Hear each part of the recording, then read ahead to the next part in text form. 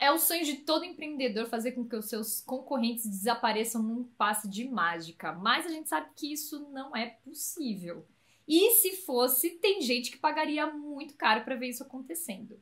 Mas tem sim uma forma da gente tornar essa concorrência simplesmente irrelevante. E é isso que você vai ver, inclusive, aqui, de graça, no episódio de hoje. Então, a gente preparou um conteúdo para você aprender a se tornar a única opção que os clientes vão desejar, aprender a gastar menos para entregar mais para esses seus clientes e também se manter sempre um passo à frente de todo mundo, de toda a concorrência. Olá, você seja bem-vindo a mais um episódio aqui do podcast Me Chama de Marketing. Eu sou Fernanda Delgiudice e como todos os episódios desse podcast maravilhoso, estou aqui com ela.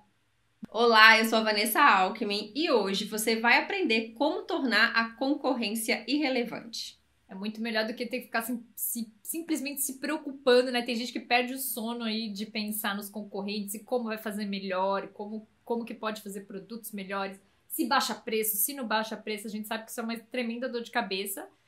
E que não existe mercado que não tenha concorrente. Aliás, se tem, provavelmente não deve ser lá grandes coisas, não é verdade? Então, concorrentes ou pessoas, empresas atuando no mesmo mercado é sim um bom sinal.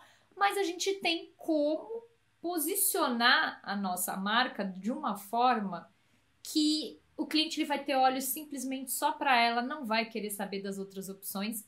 E hoje, né, esse episódio aqui onde a gente vai falar como que você pode fazer isso, ele vai ser todo baseado na famosa estratégia do Oceano Azul, que vai muito além só de diferenciação de marca, mas fala também de como que você vai pensar toda a sua empresa, todo o seu modelo de negócios para que ele seja um diferencial. Você vai estar sempre um passinho à frente da sua concorrência, porque você está inovando não só ali na marca, né? A marca é sim uma parte importante, mas também na entrega, né? No produto, no como que você vai oferecer essa solução ali para o mercado.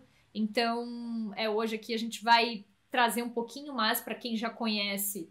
Também está valendo, porque a gente vai dar, né, dentro da nossa visão de como que a gente usa essa estratégia aqui para os nossos clientes. E você, então, vai aprender aí a se tornar a única opção do seu mercado. Exatamente, a gente vai trazer, além dessa prática, né, Fê, de como a gente coloca mesmo ali no dia a dia em prática, como a gente pensa os diagnósticos dos nossos clientes, muito baseados nessa metodologia também, mas a gente vai trazer esse, como você bem disse, um ponto de vista único, porque a gente vai trazer também aspectos de marca, porque a gente acredita, como você que tá aqui sempre presente nos nossos podcasts, já sabe, a gente acredita que marca é muito mais do que logo, do que identidade visual, do que cor, né? Marca, ela vai orientar negócio, ela vai definir posicionamento e ela vai pensar produto e serviço para que você consiga entregar aquilo que você promete ao mercado, da forma que você promete e do jeito que só você pode fazer, do jeito que só a sua marca pode fazer. Então, a gente vai trazer também esses aspectos, né? Que marca permeia todos esses assuntos que você acompanha aqui no nosso podcast, episódio por episódio, e norteia também a nossa estratégia dentro do dia a dia. Então, a gente vai trazer um ponto de vista. Se você já ouviu falar, estratégia do Oceano Azul, eu conheço, mas fica porque a gente vai trazer de uma visão bem prática e uma visão ampla também, trazendo conceitos de marca. Pois é, né? Porque marca, tem muita gente que pensa a marca como sendo uma desculpa, bem entre aspas, tá? Mas uma desculpa para poder cobrar mais. Então, pensa logo lá no Starbucks, né? Que faz um ambiente bonito, usa uma logo, tem um conceito legal ali e constrói uma marca só para poder vender um café superfaturado.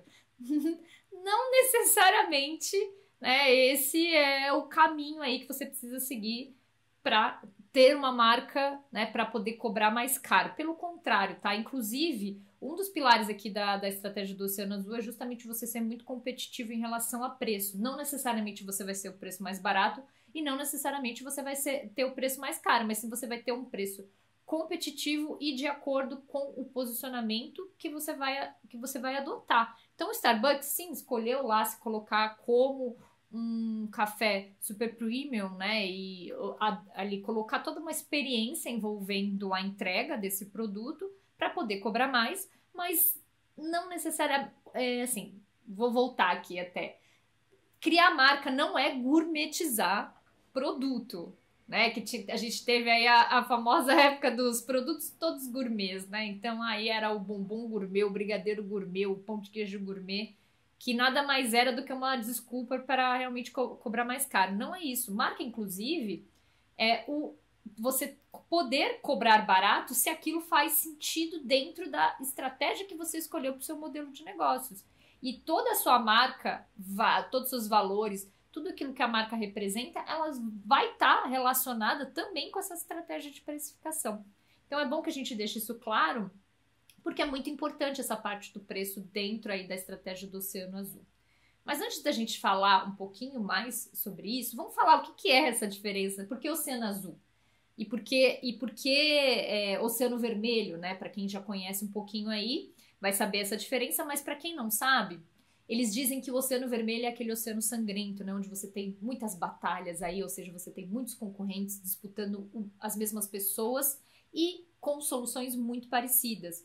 E aí, para que você consiga vencer nesse mercado sangrento, você precisa entrar na disputa. E a disputa muitas vezes inclui você ficar obcecado em sempre melhorar o produto, mas olhando para o produto do mesmo ponto de vista de todo mundo que está nesse mercado, ou seja, então estão melhorando as mesmas coisas, então quando um melhora, o outro vai lá e melhora e copia, ou faz melhor, enfim.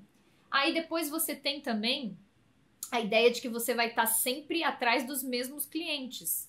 Então tá todo mundo disputando aquela mesma fatia. E aí isso vira algo tão estressante, por isso que tanta gente tem, assim, perde o sono mesmo com os concorrentes. Mas a gente tem como fugir desse cenário de águas sangrentas e navegar em águas mais tranquilas, mais serenas, que são as águas do Oceano Azul, onde você não vai ter, a gente diz que o concorrente vai se tornar irrelevante, porque você vai estar atuando em outro espaço, vamos dizer assim. Então você vai encontrar espaços do mercado que estão inexplorados, usando para isso, a gente vai falar desse passo a passo, mas usando para isso um olhar diferente para aquele mercado onde você está inserido, para que sim você ocupe um espaço lá que ninguém pensou em ocupar. Então essa é a grande diferença aí de uma estratégia que é aquela que está todo mundo fazendo versus aquela onde a concorrência ela passa a não ser mais uma pedra no seu sapato. Esse mercado vermelho é esse mercado sangrento, né, como você bem disse, que as empresas estão se copiando o tempo inteiro, todo mundo chamando a atenção daquela mesma pessoa, todo mundo com foco muito no produto ou no serviço que faz, né, eu preciso melhorar isso daqui, então é quase aquela visão também bem quadradinha, né, assim, eu foco naquilo, esqueço no resto. E aí os tubarões estão nadando, peixinho pequeno que tenta nadar se você, por exemplo, tem uma pequena empresa, tenta entrar num mercado cheio de tubarões, é muito possível que o seu negócio vire comida de tubarão, né? Então, por isso que é interessante a gente entender como que a gente consegue, nesses mercados, nesses oceanos azuis, as pessoas buscam ou muito preço, ou eu preciso de preço baixo ou preço alto, né? Independente, mas eu preciso de diferenciação, então, para poder cobrar mais caro. Você trouxe o exemplo do Starbucks, né, Fê? Quem não nunca viu aquela imagem clássica assim, cafezinho R$1,50, aí sem logo, só o copinho branco. Aí o mesmo copinho branco com o logo do Starbucks, R$20. Simples, assim, como se fosse simples, né? Óbvio, Starbucks traz aspectos de marca, a experiência de marca também, a gente já falou sobre isso aqui no nosso podcast em outros episódios, então traz sim vários aspectos de marca para o negócio para que ele cobre R$20 no café, mas não é simplesmente isso, não é simplesmente gourmetizar, né? Não é simplesmente falar que é gourmet, é boutique, né? São termos que às vezes a pessoa coloca ali, ela nem sabe o que significa, mas ela coloca ali com esse intuito de, então eu posso cobrar mais caro, o cliente vai perceber esse valor instantaneamente, porque tem alguma coisinha ali que fala para ele que eu sou caro, que o negócio é caro e ele precisa pagar o preço. Então a gente fica nesse mercado vermelho, as empresas tentam ou estão sempre brigando muito por preço, porque vai ganhar quem cobrar menos, já que não existe nenhum motivo para o cliente pagar mais, então ele vai procurar sempre que paga menos, as empresas estão procurando sempre o menor preço, ou as pessoas vão tentar se diferenciar, mas de uma maneira que acaba não se diferenciando, que são diferenças muito pontuais, muito pequenos, muito facilmente copiáveis, né? E olhe lá, né, Fê? Porque nesse mercado de Oceano Vermelho também, no começo do episódio você falou, e aí eu fiquei pensando, você falou sobre empresas que às vezes buscam a todo custo diferenciação. E aí olha o concorrente e fica obcecado pelo concorrente para tentar fazer diferente. Ainda é uma boa empresa se a gente parar para pensar, porque tem negócios que simplesmente querem copiar, né? Que querem ser um Ctrl+C, Ctrl+V daquilo que já existe. Então você está pensando um oceano vermelho ali, lotado de tubarão, pronto para comer o seu peixinho que está se aproximando ali para nadar. E você quer fazer igual? Você está olhando para poder fazer exatamente a mesma coisa? É óbvio que isso não vai dar certo, né? Então, buscar esse oceano azul, que é esse mar onde você tem espaço para nadar, para crescer, para se desenvolver, é seu, né? É buscar essa diferenciação, onde a gente consegue unir não só a gente tá, ou é preço, ou é custo baixo, né? Preço baixo, ou é algo de muito valor. No mercado azul, é a gente entender, fazer um estudo mesmo, colocar a cabeça para pensar, a gente vai trazer isso agora há pouco, mas como que a gente consegue a diferenciação? Então, como que a gente consegue que a nossa marca seja vista, a nossa empresa seja vista de uma maneira distinta, que ela não se pareça com outra no mercado, ao mesmo tempo em que a gente consegue um custo baixo também, né? Então, como que eu diminuo os custos daquilo que eu faço? E como que eu faço isso melhor, ou como que eu faço isso olhando para uma visão de mercado diferente, né? Então, o que eu tenho aqui que, nesse mercado, quais são os caminhos que ainda não foram explorados? Quais são as personas? A gente também tem episódios sobre isso, as pessoas gostam de falar de personas, às vezes de uma maneira que é muito ampla, né? Mas quem são essas pessoas que não foram atendidas nesse mercado? Como que eu consigo criar para essas pessoas uma demanda, né? Ou trazer ali alguma demanda reprimida, atender aquilo. Então, como que a gente consegue trabalhar isso em Oceano Azul para que você consiga essa diferenciação, alinhado sempre a uma redução de custo, né? Mas que você consiga nadar e crescer à vontade nesse oceano sem esse risco de ser devorado. Porque, óbvio, você vai pensar isso tudo e aí no seu mercado um concorrente pode te copiar. Pode vir um concorrente e copiou aquilo que você fez. Então, a gente precisa estar sempre pensando sempre trazendo essa inovação, trazendo esse diferente. Não é algo que a gente vai fazer simplesmente uma vez e fica ali confortável, é algo que a gente traz sempre. Mas ser copiado é algo muito melhor do que ser quem copia, ser quem briga, né? Então, se destacou no mercado e aí os concorrentes querem tentar entender o que você faz para fazer igual, é sinal de que a sua posição, ela tá ali de liderança mesmo, é você que tá inspirando, não você que simplesmente está fazendo igual, tentando fazer melhor, detalhe que às vezes nem importa para o consumidor final. Esse é o ponto, né? Às vezes as empresas estão focando em algo que simplesmente as pessoas não se importam, não é isso que vai mexer o ponteiro ali na hora de tomar uma decisão de compra. E até você citou essa questão de copiar, né, das empresas copiarem umas às outras, principalmente o mais comum é olhar para quem tá lá no topo do mercado e falar assim, aqui tá dando certo ali, né, afinal de contas ele tá dominando esse mercado. Então eu vou lá e eu vou fazer exatamente igual a essa empresa. Eu vou ver, então, vamos dizer que eu sou um hotel. Então é um hotel de 5 estrelas. O que tem num hotel 5 estrelas?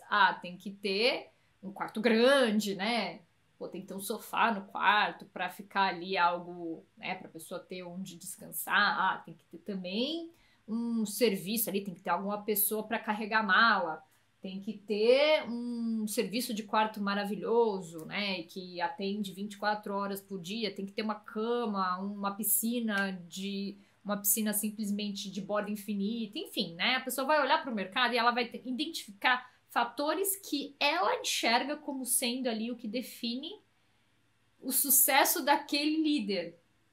e que sim, pode significar o sucesso daquela empresa. Porém, o primeiro lugar, né, o do mercado, que está dominando o mercado, ele pode estar dominando esse mercado por diversos fatores, inclusive por ter uma marca muito mais solidificada e antiga no mercado, ter começado antes, por ter sido justamente o inovador ali naquele mercado, por ter uma distribuição mais forte, né? Então, hoje, por exemplo, você tem a Marriott, aqui o grande negócio deles não é a hospitalidade, mas sim o número de propriedades que eles têm ao redor do mundo.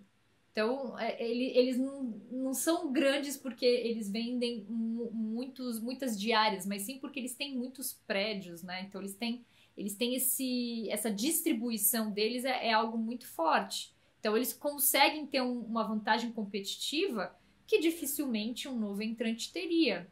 Aí, se você vai querer competir no mesmo termo, você não tem como vencer, né? Bater de frente a frente ali, porque você está partindo de lá de trás. E mesmo que você tivesse, né? Mesmo que você fosse ali o segundo lugar do mercado, vai ser muito difícil de superar se você estiver olhando para os mesmos fatores competitivos. Então, a gente já começa aqui na primeira etapa dessa estratégia, que é olhar pro líder e ver, tá bom, que ele que vai estar ditando as regras do mercado muitas vezes, quais são os fatores que ele está focando mais ali e atribuir notas para cada um deles, né? Ou notas que você acha que essa empresa está se saindo bem e que e qual é a relevância que você entende que elas têm ali na tomada de decisão de compra para o cliente. Então, nossa, realmente a qualidade da cama é fundamental para que o cliente compre.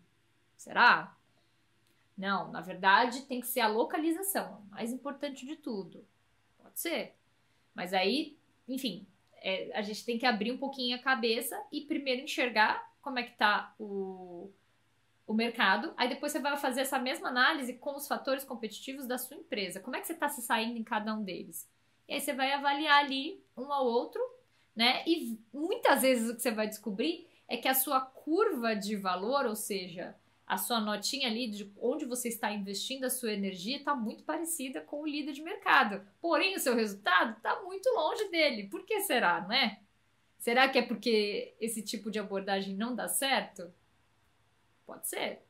Então, esse é o primeiro passo aí para que a gente enxergue que talvez não seja o melhor caminho. E aí depois a gente vai olhar para... A gente falou de tem que olhar para o concorrente, que já é melhor do que não olhar, ótimo. Mas a gente tem que olhar para os clientes. Mas aí eu vou olhar para os clientes que está todo mundo olhando? Não, né? Então, quais são aí os tipos de clientes, Van, que a pessoa tem que observar? Quais são os perfis que a pessoa tem que observar nessa primeira etapa aqui da estratégia do Oceano Azul, que é justamente entender onde ela está navegando?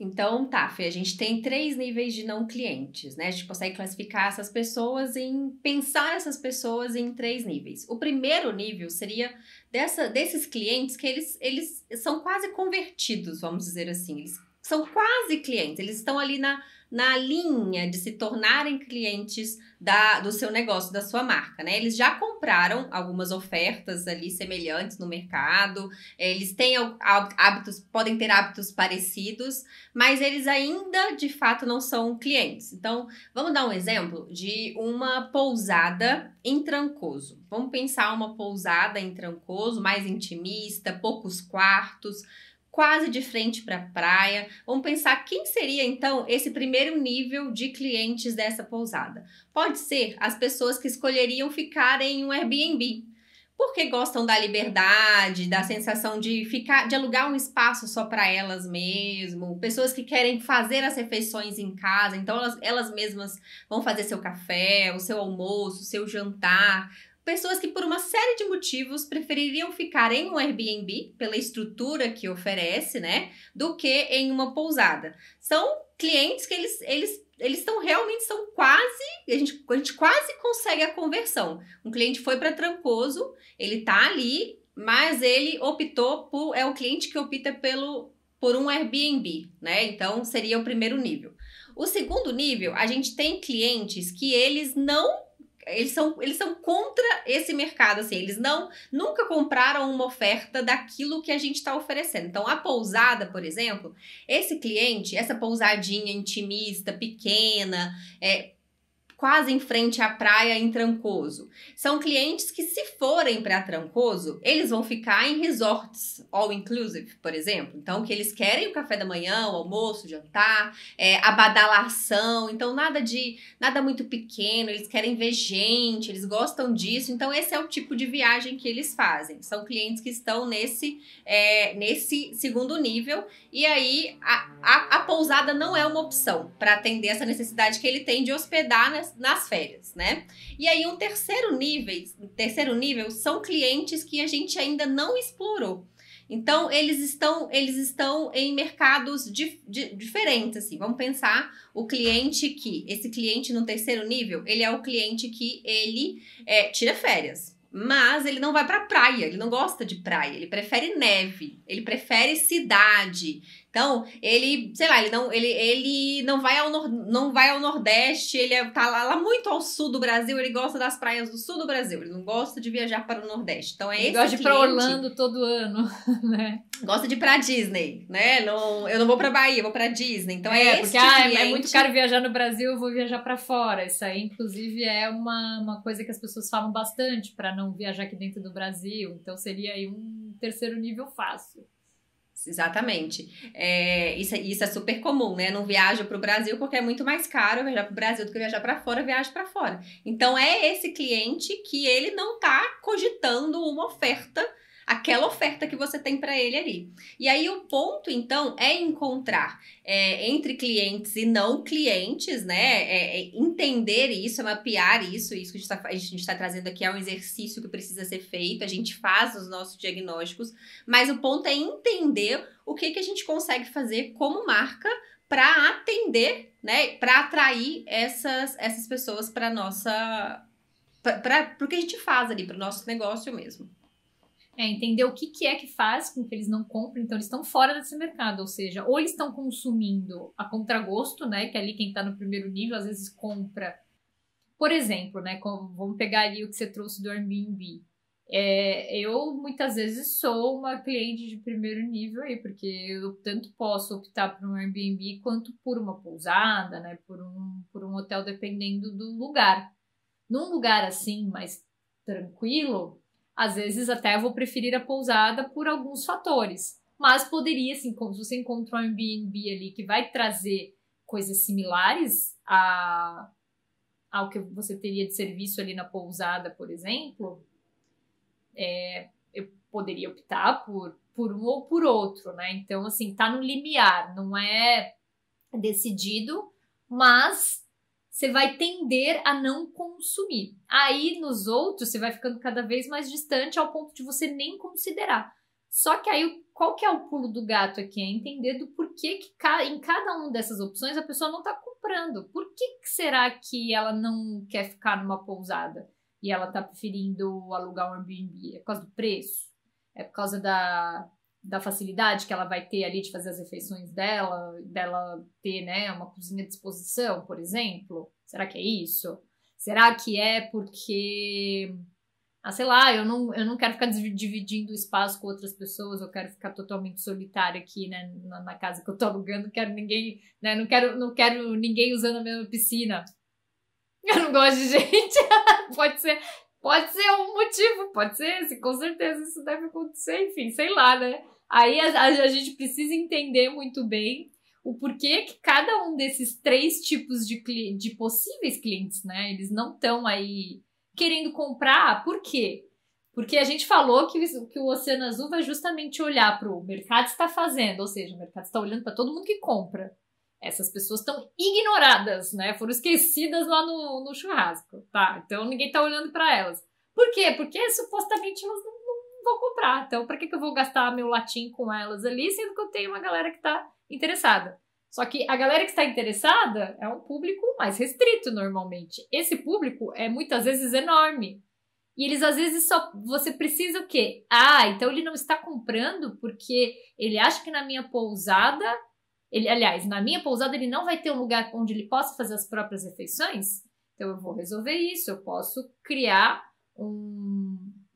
uma cozinha ali dentro do meu bangalô, que tem dentro da pousada, exato, né? Inclusive o Airbnb realmente chegou no mercado e mexeu muito, né, com o mercado de hospitalidade em muitos sentidos. Ou porque você tinha um valor mais barato, enfim, né?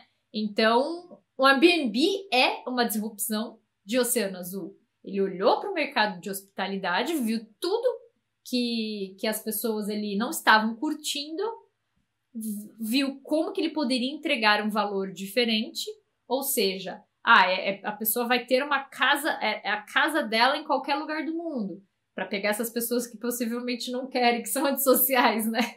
Não que todo mundo que usa Airbnb é antissocial, isso é uma brincadeira. Mas a pessoa que quer ali... Eu adoro Airbnb. Eu também gosto, porque é mais charmoso, tem vários outros motivos para isso, né? Às vezes você vai pegar uma casa que realmente é legal você ter um lugar ali para eventualmente você tá com preguiça de sair, você não quer ir a um restaurante, você poder fazer uma refeição. Então tem vários fatores. Eles olharam para esse mercado e falaram, a gente pode criar um produto, uma solução para essas pessoas que não estão satisfeitas, que às vezes deixam até de viajar porque num hotel é um negócio que vai estressar, vai tirar ela do sério. Então, se a gente oferece algo diferente ou que cabe no bolso dela, aí, enfim, né, não é um único fator que você vai ter essa oferta de Oceano Azul, são vários que você vai juntar e a gente já vai chegar em como. E aí você cria algo que é único. O Uber também nasceu também de uma estratégia de Oceano Azul, se a gente parar para pensar. Ele olha para o mercado, como que eu posso mudar esse mercado? Booking, a gente pode citar tantos aqui, né, que olharam para o mercado, viu para onde o mercado não estava olhando e criou uma disrupção. Não necessariamente tem que se usar tecnologia para isso, inclusive, né? Você pode A Smart Fit, vamos pensar que então a gente nem tem, não é um aplicativo, não é uma plataforma online, mas a Smart Fit também identificou uma necessidade, né? É um problema ali, e por que as pessoas deixam de ir à academia? Por que essas pessoas que eu quero atrair aqui deixam de ir à academia? Porque elas não querem academia muito cheia, porque elas não querem ficar o tempo todo revezando aparelho, porque elas querem um aparelho de qualidade, ou, né, então, e aí para essas pessoas que já treinam, né, não precisa do professor ali sempre, vou criar uma academia que eu vou reduzir. Então, eu reduzo o custo, né? Então, eu estou reduzindo ali aulas coletivas, curso de espaço físico, que é muito alto também para você ter várias aulas coletivas acontecendo, vários professores ali. Vou reduzir isso, vou reduzir o número de instrutores também ali no salão de musculação. Eu reduzo o custo, mas eu ofereço algo que o mercado ainda não tem. E aí, eu atraio esses não clientes para o que eu faço. E aí depois vão surgir concorrentes copiando, obviamente, né? Mas a empresa que tem que estar sempre a esse passo à frente, nunca nunca perder essa visão, né? De estar à frente, de parar e fazer essa análise para conseguir estar ali liderando, né? E os outros que copiem. Mas a empresa é a pioneira nesse posicionamento e para ela se manter com esse título. E aí ela tem um outro fator que é o que a gente fala aqui há episódios, que é a marca. Então, a marca, inclusive, ficou associada com esse estilo de academia, ou seja, né, algo que é acessível. Então, tem um valor de marca ali também, que é óbvio. Depois foram surgindo outras concorrentes, mas se você for pensar uma academia ultra, né, com equipamentos de ponta, e que seja barata, o primeiro nome que vai vir na sua cabeça é Smart Fit, porque ela inovou no modelo de negócio, que essa é a grande inovação mesmo, né? Não é só você criar, sei lá, criou um logo, chamou de Smart Fit, fez todo um conceito e fez uma academia que é igual a todas as outras. Então até foi legal você trazer esse exemplo da Smart Fit para a gente já falar do modelo de 4 ações, ou seja, como é que eu vou recapitular aqui, né, que o Oceano Azul é sim uma ferramenta, é muito mais complexa do que o que a gente está apresentando aqui hoje, mas a ideia é que, claro, né, depois se você quiser aprofundar, que você vai ler o livro, mas a gente já pode aqui recapitular e para ir antes de ir para o próximo passo, para que a pessoa vá acompanhando realmente no mínimo para entender como é que ela vai chegar num resultado que vai fazer com que ela se diferencie no mercado, né? Então a gente falou aqui, vamos olhar para as empresas que estão atuando nesse mercado hoje, principalmente para o teu concorrente, maior concorrente, o líder de mercado, que normalmente vai ser o que vai ditar as regras do jogo, ou seja, que é o que vai todo mundo olhar e copiar. O que ele está fazendo? O que ele tá considerando ali dentro do que ele entrega? O que é que ele investe mais? Onde que é o grande fator competitivo que você acredita que é o que faz ele gerar mais venda? É preço? É a qualidade do produto que ele está entregando? Quais são esses fatores? Até, como a gente vai usar esse exemplo aqui para falar do modelo de 4 ações, eu vou pegar vou voltar lá nessa curva de valor para usar o exemplo da indústria de vinhos, né? Então, é um exemplo que, inclusive, ele traz no livro, que fala como é que estava o mercado americano, né, de vinhos, que não é um mercado que tradicionalmente consome tanto vinho como consome outras bebidas, e tinha uma empresa que ela queria aumentar a participação dela nesse mercado, porque ela viu uma oportunidade. Aí, primeira coisa que ela foi olhar, eu vou olhar ali os fatores que eu acho que são definitivos ali para na hora da pessoa escolher entre uma marca e outra, que é quanto custa então a garrafa, né? Quanto que a pessoa vai pagar na garrafa? Aí outra coisa, que era o que tava todo mundo fazendo, vendendo vinho como uma bebida refinada. Então, o vinho tem aquela imagem dos chateaus, né? Que é das uvas, que são uvas especiais, né, que são amassadas por freiras, caolhas, enfim, né, tem toda aquela aura por trás, pelo menos é total. Aí você tem ali, né, um baita investimento em marketing para sustentar essa imagem de marca. Então, tá todo mundo trabalhando também esses mesmos aspectos ali de marca. Não tem uma marca de fato, né? Você tem só uma comunicação que tá todo mundo usando, e aí a marca que eles chamam é o nome do rótulo ali da vinícola e acabou.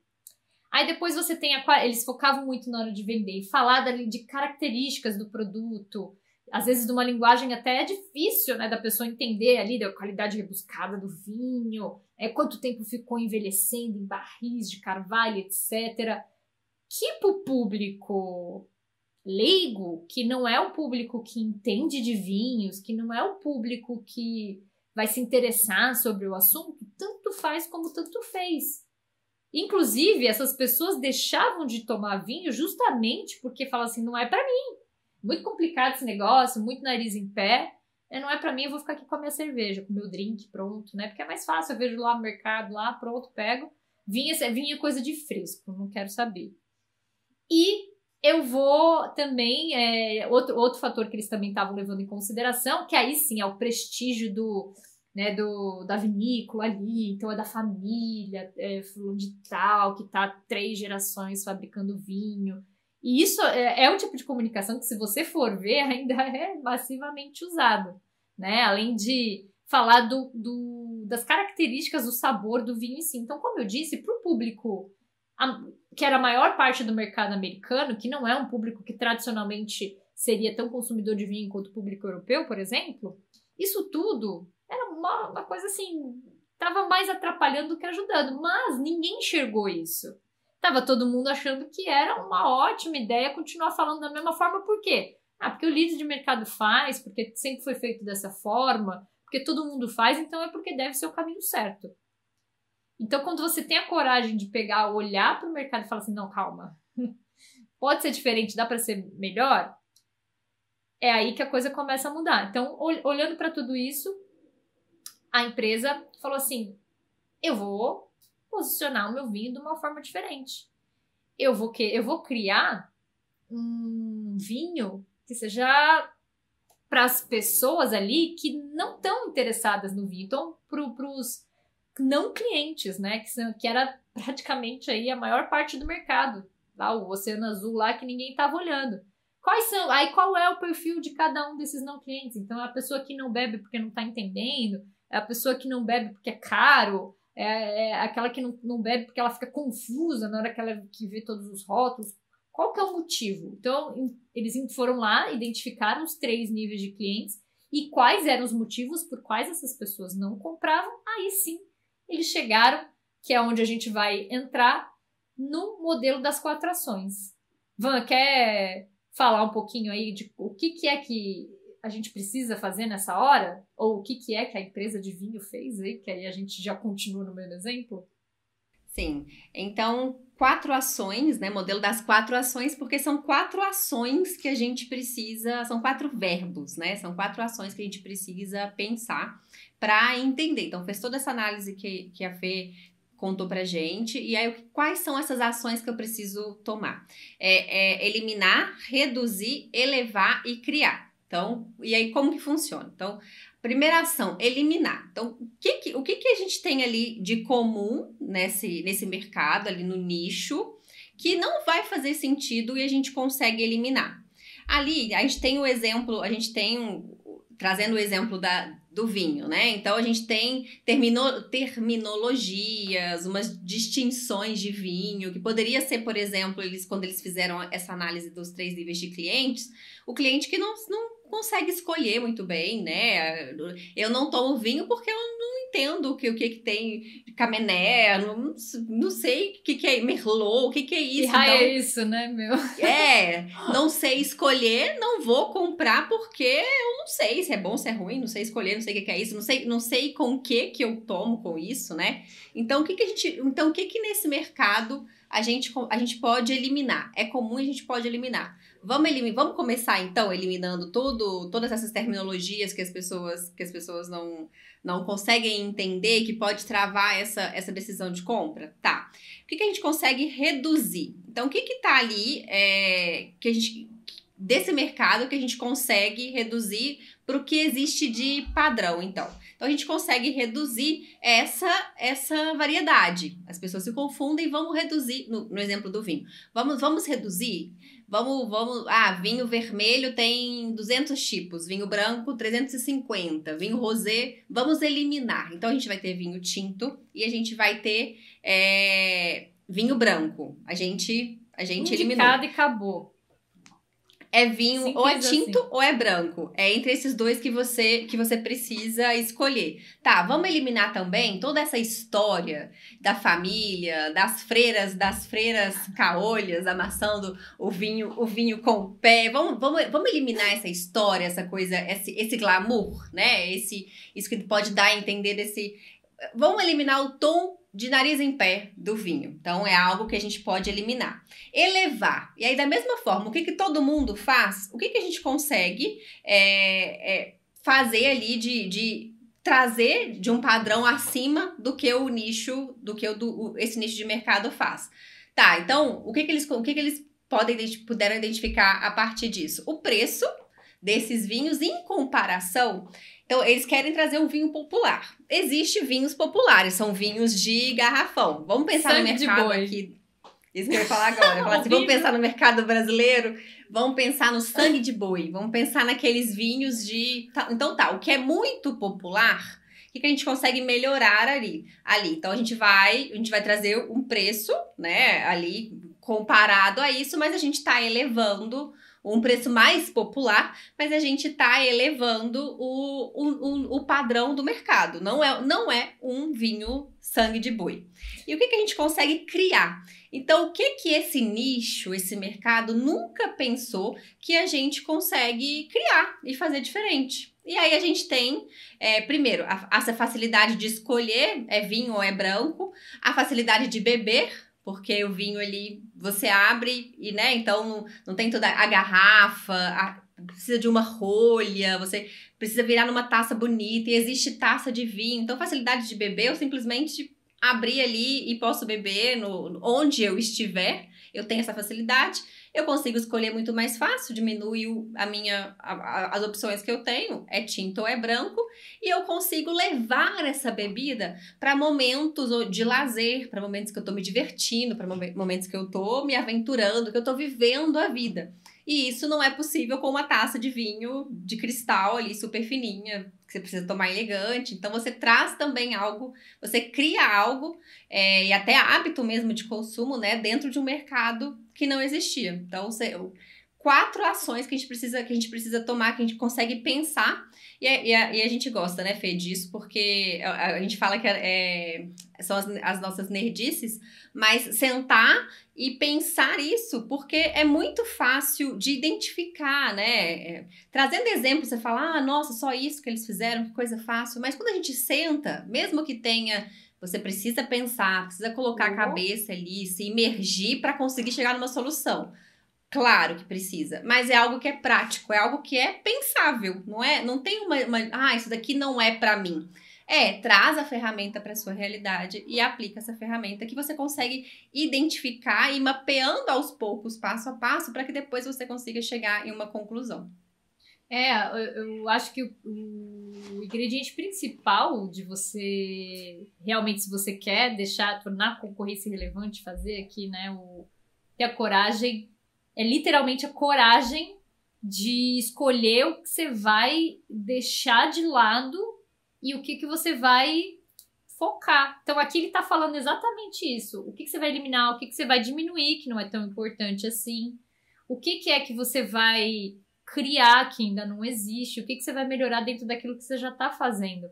Então, exige coragem, né? Porque às vezes a gente acha que a gente precisa ter tudo isso. Então, primeiro é virar uma chavinha ali na crença de que, nossa, eu preciso continuar fazendo a melhoria para ser melhor que os outros. E até seguindo o exemplo do vinho aqui, se eles simplesmente falassem, eles continuassem fazendo tudo igual, que é o que também acontece muito, a gente vê muito. Então eu vou continuar tendo lá 300 rótulos de cada tipo de vinho, só com a rolha lá, né, que você precisa ter um saca-rolha para abrir, nada prático, que tem... que vai falar da qualidade da uva, mas aí eu vou querer associar agora na minha marca, desse vinho novo que eu tô criando, essa coisa do jovem, eu quero pegar o público jovem. Então eu não vou mudar nada, eu só vou mudar minha comunicação, eu vou fazer um rebranding aí. Eu vou fazer um rótulo moderninho, minimalista. Um rótulo moderno e acabou. Porque isso é marca, né? Marca não, a roupa que eu tô vestindo ali, é como eu tô comunicando, não tem nada a ver com produto, não, imagina, não tem nada a ver com produto, não tem nada a ver com... Porque assim, o que a gente tá falando aqui, muitas vezes você vai mudar o produto, você vai mudar a cadeia de distribuição, porque aí você vê assim, não vai fazer sentido vender em supermercado, então eu vou vender só online. Às vezes você vai mexer em cadeia, você vai mexer em preço. Né? Eles, no caso aí, é um produto que foi criado novo, mas poderia ser um vinho que estava posicionado no mercado com um preço mais elevado, e aí você ia ter que mudar o preço também. E aí, para mudar o preço, você tem que mudar toda a cadeia de custos, porque você tem que ver se é possível reduzir esse preço, como é que eu torno esse preço mais competitivo. Uma das formas de fazer isso é justamente simplificando a produção, ou seja, então eu vou tirar aquelas opções todas de 1000 combinações de uvas e eu vou ter um tinto e um branco. Eu diminuo meu custo e eu posso cobrar mais barato. Então, é um passo atrás, né? Que às vezes não dá pra gente só olhar pra marca e achar que é só ali eu falar uma comunicação legal com um logo bacana e que tá resolvido, que as pessoas vão perceber aquela mudança de valor que tá sendo oferecida ali, porque a marca tá mostrando isso. E às vezes gasta um dinheiro, né? Gasta um dinheiro pra fazer e não eu vou fez. Contratar aquele influencer super jovem, e aí eu vou pôr ele lá com a minha garrafa de vinho e vai dar muito certo. Porque eu vou emprestar os atributos lá de marca daquele influencer pra minha marca e, nossa, vai dar muito certo.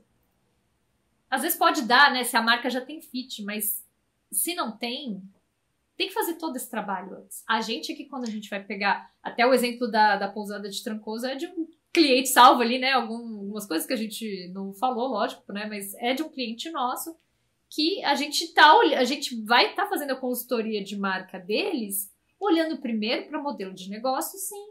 Onde é que a gente consegue melhorar essa experiência? O que a gente consegue tirar ali que não faz sentido, que o cliente não está valorizando, que está gerando custo para a empresa, mas que pode ser ou revertido para outro lugar, ou que pode, inclusive, tornar o preço deles mais competitivo. Como que eles podem se diferenciar de todas as opções que existem no mercado? Então, tudo isso a gente precisa pensar antes de ir para a marca em si, né? Porque isso é marca. É isso que a gente fala, marca define negócio, é isso.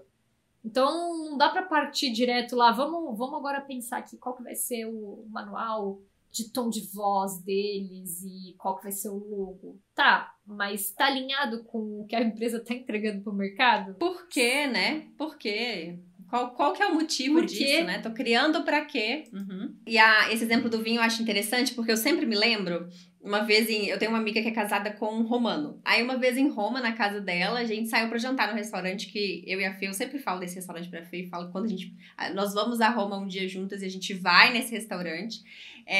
Mas aí eles serviam um vinho, e assim, maravilhoso, o vinho deles, vinho da casa, né? Como ali na Itália, né? Vários restaurantes que você vai, assim, vários locais que você vai, agora esqueci o nome da palavra em italiano, mas vários locais que você vai pra se alimentar, tem os vinhos da casa. E aí Cantina? o vinho era servido. Cantinas, isso. Cantinas. Ai, cantinas. Eu sinto até cheirinho das cantinas. Isso é branding sensorial. Isso é branding sensorial. Você conseguir imaginar, né? E gera o desejo, tá vendo? Gera o desejo pela experiência. Gente, isso é episódios anteriores, né? Se você não assistiu, assiste alguns episódios anteriores. É o passado. Você vai entender o que a gente tá falando de imersão, de experiência, de desejo. Mas enfim. Aí esse meu amigo, a gente foi num restaurante super legal ali, tradicional mesmo, no coração da Roma antiga, ali naquelas ruazinhas pequenininhas de Roma. E aí a gente tomou vinho num copo, que aqui em Minas a gente fala copo Lagoinha. Não sei se é em todo lugar que fala assim, que é um copo... É aquele copo de cafezinho, né? Que isso, aquele copo o pessoal serve café em padaria. Isso, exatamente. Copo de beber café em padaria. A gente tomou vinho naquele copo. Aí a gente ficou falando com ele, nossa, que engraçado, né? Vinho num copo assim, a gente toma o vinho lá, você pega assim, não sei o quê. Aí ele falou, Vanessa, países em que vinho é bom, as pessoas tomam vinho no copo. Não se preocupe. É frescura, é frescura de lugar que tem vinho ruim. País do lugar que tem vinho bom. É pra fazer parecer que é um pouquinho melhor, né? Tá colocando lá o logo do Starbucks no vinho. Então, aí eu sempre fico pensando isso, assim, como também falta nesse mercado, quando a gente traz esse exemplo, existem visões diferentes sobre aquele produto. Óbvio que mesmo em Roma, possivelmente naqueles restaurantes carésimos, né? Que é mais luxo e status do que realmente uma comida gostosa, pode ser que é aquela taça maravilhosa. Você fala, meu Deus, que taça maravilhosa de vinho. Tomar vinho em uma taça bonita, eu gosto também, eu acho muito chique, eu gosto, né? Você sente, mas é algo que ele me trouxe, que me marcou, assim, países em que o vinho é bom, de verdade, as pessoas tomam vinho no copo. É bom, o vinho é bom. Então, essa percepção mesmo de mercado, às vezes a gente tem aquilo tão enraizado na gente que, então eu arrendei uma vinícola. Como que é, então? Como que funciona esse negócio? Aí você aprende e faz tudo exatamente igual. Não se questiona que pessoas têm hábitos diferentes de consumir aquilo, podem ter hábitos diferentes de consumir aquilo, né? E a gente realmente não pensa assim, se entra ali dentro daquela caixa, daquele quadradinho de um mercado sem conseguir expandir. E isso, né, Fê, trazendo, abrindo a nossa intimidade, trazendo os nossos bastidores, é algo que a gente faz, que a gente vem fazendo pro nosso negócio, sempre repensar, a gente tem o tempo ali na nossa semana, sagrado na nossa semana, em que a gente se reúne para que a gente consiga pensar o nosso negócio, né? E a gente faz tudo que a gente traz, a gente faz pra gente, e a gente faz ali no dia a dia para os nossos clientes também, nas nossas consultorias, né? Nos nossos programas de implementação, a gente traz isso.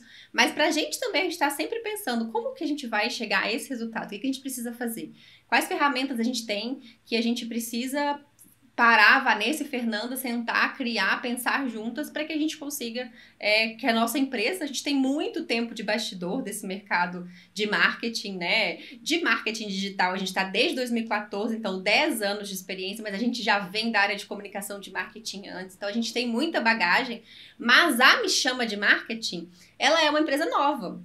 Então a gente tava no bastidor, a gente não tinha, o meu rostinho não estava à vista, o da Fê não estava à vista, nós estamos nos mostrando há pouco tempo, então a nossa empresa é muito nova, a gente precisa dessas diretrizes, e a gente está fazendo isso, abrindo um pouco da nossa intimidade publicamente, Fê, mas para contar que a gente faz, né, que a gente entende na nossa prática mesmo, no nosso negócio a importância.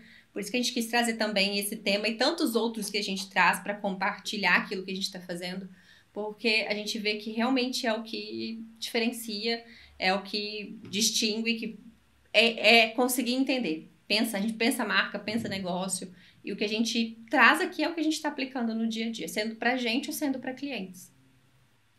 Porque se você for parar para pensar, as marcas que são enormes hoje, elas começaram porque elas tinham algo de muito diferente para trazer para o mercado, né? Então a Apple, ela mudou o mercado e ela sempre se mantém, hoje nem tanto, né? Mas ela durante muitos anos ela foi aí precursora de grandes inovações. Acho que foi eu não me lembro se foi no episódio passado que você até citou o exemplo do iTunes, né? Então o iTunes surgiu que por uma visão ali do Steve Jobs de olhar para onde o mercado estava indo, entender, ou seja, fazer aquilo que ninguém está fazendo, né? Eu vou olhar para onde as pessoas não estão consumindo ainda, em vez de olhar o que os clientes querem mais. Então, o Ford dizia isso, o Jobs também, né? Que se você for perguntar para os clientes o que eles querem, eles vão dizer que eles querem cavalos mais rápidos.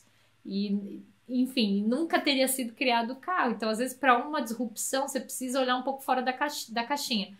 A gente faz isso porque a gente também atua num mercado que é super concorrido, né, Van? Então, a gente também está sempre se revisitando aí para ver onde a gente consegue inovar, onde a gente consegue entregar valor de uma forma diferente, atuar com um público que talvez não fosse trabalhar com uma consultoria de marketing, uma consultoria de branding, no caso, né, uma agência de social media, de social branding, que é o que a gente faz. Então, o que a gente pode fazer para, de repente, estamos olhando para o mercado da forma certa, para que a gente consiga também trazer novas soluções sempre, né? E esse é um exercício, vamos dizer assim, que tem que fazer parte da rotina de uma marca, de uma empresa, porque você sempre vai ter que se renovar, a coisa precisa sempre evoluir para frente.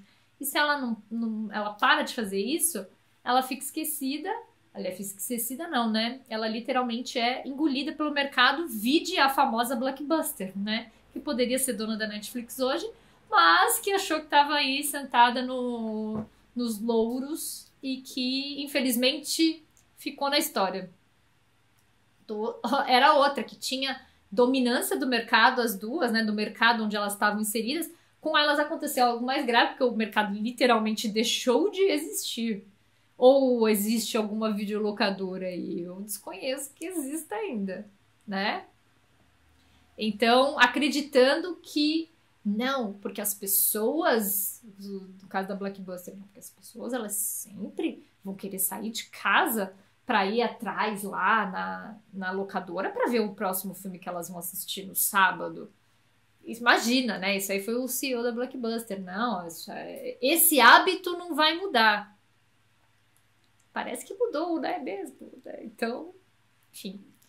A gente não pode deixar a coisa se perder, né? Mas aí, voltando para os nossos passos aí, então a gente olhou lá os fatores competitivos, olhou para quem não é o cliente ou para onde não está, né? Os esquecidos lá, que é a maior parte do mercado que não está sendo atendida de alguma forma, como que a gente pode atender? O que dentro desse modelo novo de negócio, o que eu preciso para atrair esse público que não está satisfeito com as opções do mercado? O que eu preciso trazer para ele ali? E o que dentro dos fatores de competição eu vou eliminar ou reduzir? E o que eu vou aumentar, melhorar e o que eu vou criar? E aí depois, para eu saber se eu cheguei num resultado legal, eu preciso avaliar se essa minha ideia aí de posicionamento de mercado, posicionamento de modelo de negócio, de marca, o que é, ela precisa ter pelo menos 3 características básicas, assim, que é o foco, né? Então, o que eu falei, para você ter você tá alinhado aí com navegar no Oceano Azul, você precisa ter foco. Esse é o primeiro. Então, você não vai ser tudo para todo mundo. Você vai escolher quais atributos que você vai focar e você vai esquecer todo o resto. Tem a famosa Southwest, que é uma companhia aérea, e eles são sempre citados aí também como um exemplo a ser seguido, porque eles foram extremamente eficientes aqui na hora de criar um novo modelo de negócio num mercado que é muito difícil, que é o mercado da aviação, muito difícil, muito caro, enfim, né? E eles falaram assim, bom, nós vamos ser a companhia que ela vai ser low cost e para isso eu vou ter que tirar um monte de atributos que não fazem sentido aqui dentro do meu modelo de negócio. Então, eu vou ser focada em ter serviço amigável, eu vou ser focada em ter muito voo, então eu vou ser frequente e os meus voos, eles vão ser voos rápidos, ou seja, diretos, né? E por isso a pessoa vai economizar tempo. E aí, para isso, eles precisaram abrir mão de sala VIP, de serviço de bordo com comida. Não é meu foco aqui dar a melhor experiência nesse sentido para o cliente, porque a melhor experiência está alinhada, mais uma vez, com o que você está posicionado. Então, eu tenho que ser rápido. A ideia é que a pessoa ela olhe entre fazer uma viagem de carro e fazer uma viagem de avião para o mesmo destino, ela vai pagar algo não muito mais caro, muitas vezes até similar. Ela vai fazer essa viagem de avião, né, menos tempo, claramente, do que ela faria de carro. Então eu tô concorrendo ali pela galera que iria ou alugar um carro, pegar o próprio carro e viajar. Eu vou pegar esse pessoal, eu não vou pegar o que eu não vou competir com o que as outras companhias aéreas estão competindo. E aí, para que eu consiga oferecer um preço bom ali pela passagem, eu preciso tirar um monte de coisas. E tá tudo bem, porque eu vou focar em falar que, olha, você vai viajar rápido comigo. É isso. E eu vou te tratar bem nesse caminho. Mas eu não vou te mimar, né? E ainda assim você vai ter uma boa experiência, porque eu vou cumprir aquilo que eu tô prometendo para você. Aí a segunda é da singularidade, ou seja, não tinha nenhuma companhia aérea fazendo isso. Ou seja, não tinha nenhuma focando principalmente nessa ideia de ter muitas opções de voos, e principalmente voos diretos e muito baratos. Não tinha. E aí, por fim, eu preciso conseguir reunir aí esse meu novo posicionamento em uma mensagem que resuma tudo. Então, por exemplo, da Southwest, se a gente fosse resumir uma única mensagem, seria velocidade de avião a preço de carro sempre que você precisar. Ou seja, você viaja rápido de avião com o que você gastaria para viajar de carro e você vai ter um monte de opções de horários e de lugares para ir. Assim, é quase irresistível, né? Você vai optar a viajar de carro, a não ser que você tenha medo de avião. Aí realmente não tem muito que a companhia aérea fazer nesse caso. Esse não cliente não tem como. Mas a pessoa que não tem essa resistência... carro, trem, né? Todas essas pessoas, não a pessoa que quer viajar de primeira classe. Que quer tomar um espumante mais caro que existe num voo com uma poltrona mais confortável do mundo. Mas a pessoa que tá de carro, tá de ônibus, tá de trem, né? O viajante que tá ali, que precisa alugar um carro para se locomover, porque também não tem como fazer isso se não for dessas formas e não tem o seu próprio carro. Com essas pessoas que a gente vai falar, são essas pessoas que a gente vai atrair. Então, é saber com quem você tá falando e com quem você não tá, né? E às vezes tem a tentação de eu quero ser tudo para todo mundo, não tem como, principalmente em serviços assim, né? Que eu quero focar em todos os viajantes. Um pouco difícil de fazer isso, né? Ou eu quero falar com todo mundo que vai viajar de avião. Então, tava todo mundo falando com quem já viajava de avião, que era o cliente habitual. E aí eu falo, por que não vou falar com aquela galera que não teria talvez dinheiro para viajar de avião, ou sempre ou nunca, e aí eu consigo pensar em algo para ela. Só que aí, para eu pensar numa oferta para ela, eu preciso mexer em várias estruturas internas ali. Então, eu preciso encontrar formas de eu reduzir esse meu custo para eu tornar meu preço mais competitivo. Ou mesmo que o meu preço ele não vá diminuir, porque essa não é uma regra, mas ele precisa ser um preço onde a maioria ali das pessoas ela teria a oportunidade de comprar. Porque é um fator importante até do Oceano Azul. Eles dizem que quanto mais difícil for de se copiar uma ideia, mais alto o seu preço pode ser. Então, se você tem uma patente protegendo, ou você tem uma marca extremamente forte, ou você tem ali uma inovação tecnológica que a barreira de entrada seria muito alta, né, para ser copiada ali, sei lá, você criou uma nave espacial que vai para a Lua. Dificilmente alguém vai conseguir copiar tão rápido. Submarino que vai pro Titanic, foi o que eu pensei. Também. Deu um pouco ruim, mas esse não é uma boa ideia, a sim. gente já sabe que dá ruim. Deu um pouco ruim, mas, né? Seria um exemplo de você pode cobrar caro porque não tem outras empresas. Aliás, era caríssimo, né? Era caríssimo. Milhões, nossa. Então, se você tem esse tipo de coisa, aí o preço, o público também vai ser menos sensível ao preço, porque você realmente não tem como um novo competidor entrar. Mas no caso da Smart Fit, teve, tanto que hoje tem, né? E aí, uma coisa que eles fizeram exatamente isso que a gente está falando aqui. Eles literalmente pensaram, como é que eu vou reduzir, então, os itens que não são importantes para que meu preço fique mais competitivo, porque o meu preço ficando mais competitivo, eu consigo pegar uma maior fatia de mercado. Eu pegando uma fatia maior de mercado, eu torno minha marca mais conhecida. E aí, eu já sendo vista ali, já sendo reconhecida, se eu precisar pivotar depois, ou enfim, eu já dominei o mercado. E aí os concorrentes, eles vão ficar lá, eu vou ser o líder, e eu vou ditar as regras, e eles vão ficar lá me copiando, né? Eles vão ficar lá tentando me bater sempre. E aí, claro, chega uma hora que não tem mais o que se fazer dentro daquele mercado, você tem que pivotar novamente. Mas enfim, tem que seguir aí essas 3 características para você dizer se você tem uma boa ideia nas mãos ou não, ou se você precisa voltar aí para pensar em algumas outras ideias aí, né, de caminhos a se seguir.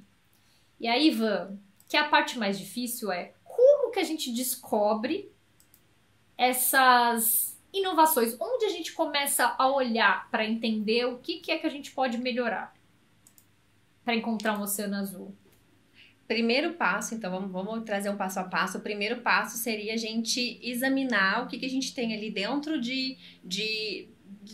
do nosso cenário. Eu vou falar nicho, mas não é exatamente nicho. Mas dentro do nosso cenário, o que a gente tem de setores que são alternativos? Por exemplo, eu quero sair no sábado à noite para me divertir. Eu quero me divertir sábado à noite, eu não preciso nem sair, vamos colocar assim. Eu posso assistir um filme na Netflix. Eu posso assistir um filme no cinema, eu posso ir a um restaurante, né? Ou eu posso fazer dezenas de outras coisas que eu queira no sábado à noite. Então, você tá competindo pelo sábado, né? Qual que é o objetivo?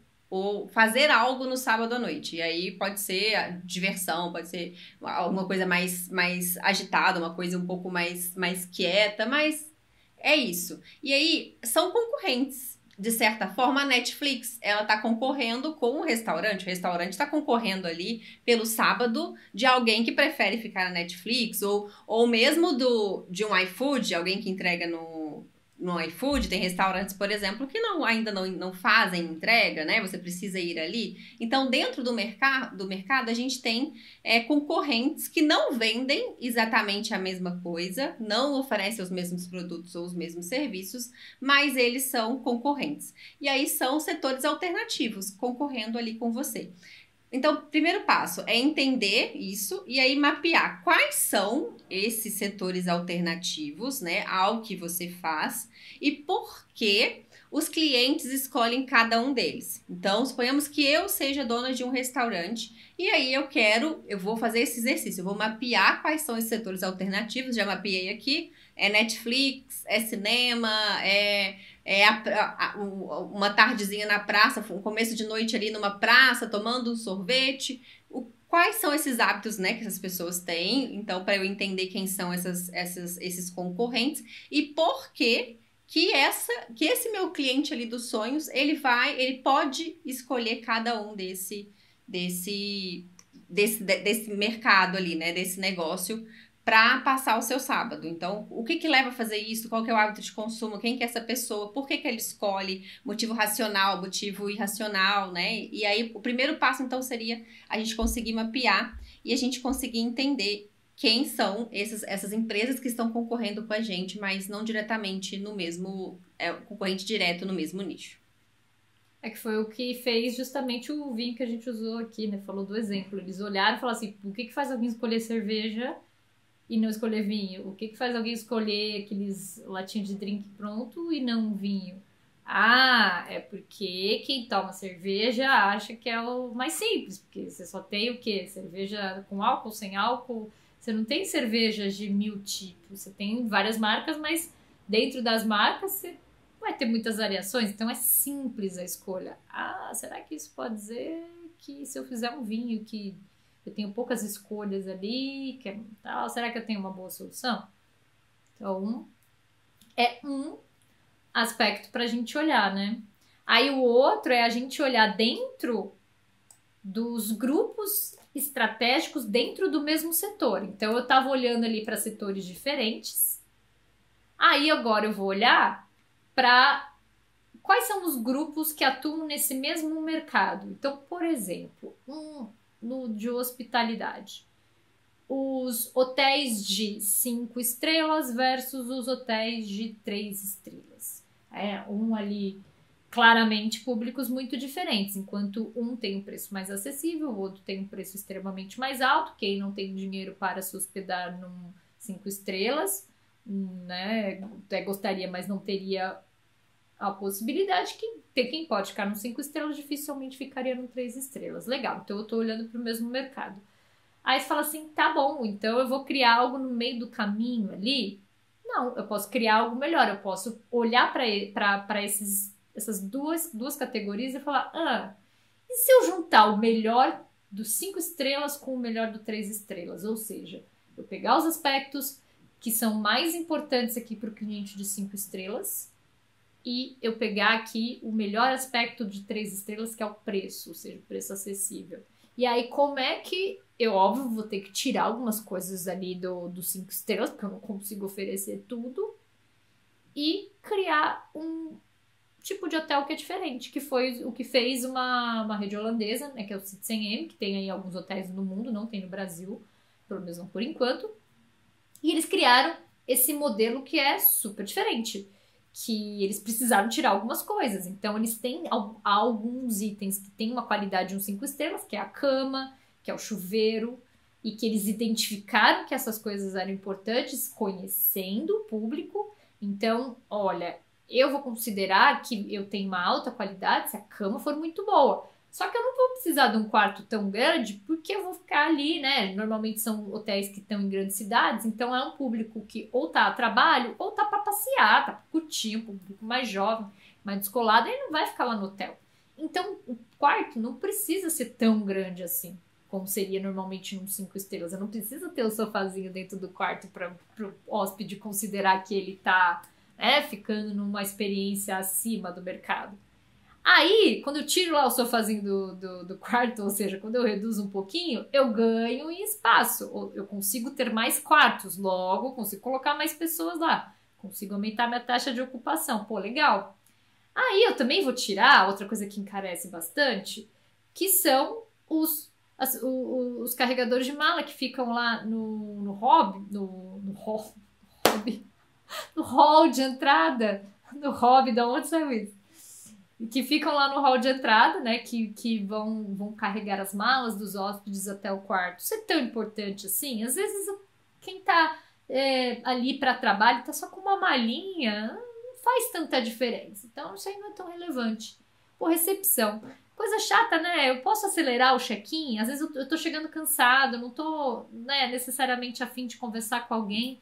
Preciso ter alguém ali na recepção só para cuidar de fazer o check-in do hóspede? Pô, não preciso. Vou eliminar também, eu coloco uns totens e aí eu coloco pessoas lá que vão ser meio que... Elas vão ficar por ali caso o hóspede precise. Ele vai ter alguém, Eu ainda vou dar um nome cool para essa pessoa, ela vai ser o embaixador ali, então é meio que um faz tudo, né? Ele pode ajudar a servir um café, mas também ajudar o hóspede com algum outro problema que ele tenha com o quarto. Enfim, ele tá ali meio que para ver as necessidades, mas eu consigo antecipar muita coisa, então eu consigo ter menos pessoas, ou seja, eu reduzi custos e aí, com isso, eu tenho o preço de um 3 estrelas com uma qualidade 5 e uma proposta que não existe no mercado, ou seja, ninguém está competindo comigo, logo eu criei uma categoria nova, olhando para o mesmo mercado. Só que aí juntando o melhor de vários grupos estratégicos dentro desse mesmo mercado. Então essa é a segunda forma aí da gente encontrar potenciais estratégias de diferenciação. E aí a terceira seria a gente examinar a nossa cadeia de compradores. Por exemplo, produtos para bebê. Produtos para bebê, quem vai comprar é a mãe, o pai, o cuidador, a família. Quanto menorzinhos, menos poder de decisão a criança ainda tem. Quando vai ficando um pouco maior, pode ser que ela viu um amigo, ela viu um comercial, né? E aí ela vai desejar aquilo, vai fazer com que os pais comprem. De toda forma, não é a criança que decide se ela vai comprar ou não. E a gente tem um exemplo também do mercado que gerou, né? Uma empresa que conseguiu diferenciação, porque ela aprendeu a olhar para essa cadeia de compradores. Tradicionalmente, a insulina era vendido muito pensando no médico. A gente ainda tem até hoje muito disso, né? Consultórios, grandes farmacêuticas, né? Eles focam muito no médico, porque o médico é quem vai prescrever aquele remédio. Não era diferente com a insulina. Então, laboratórios, né, que faziam a insulina focavam ali no médico, porque o médico ia receitar aquilo. O médico, às vezes, tem aquela amostrinha grátis, né? Então, o foco era no médico para que o médico ajudasse essa empresa a vender. Mas o médico não é quem usa. E o médico, obviamente, não ia conseguir, olhando para ele, a empresa não ia conseguir detectar alguns problemas de utilização do seu produto. E aí, o que foi que aconteceu? Percebeu-se que, na verdade, esse paciente que precisava tomar insulina, ele tinha uma dificuldade de aplicar insulina nele próprio. Então, como que a gente consegue fazer que o meu produto seja mais utilizado, seja o escolhido? Eu tenho um diferencial. Vamos inventar, vamos criar um aplicador.